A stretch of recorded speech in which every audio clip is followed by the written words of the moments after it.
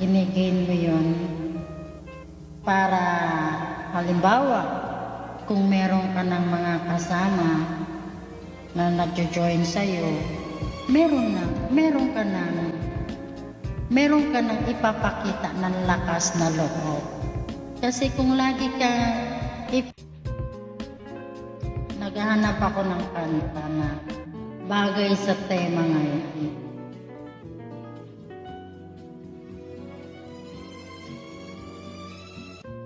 Okay, sige, sinipag siya. Yay! Good evening,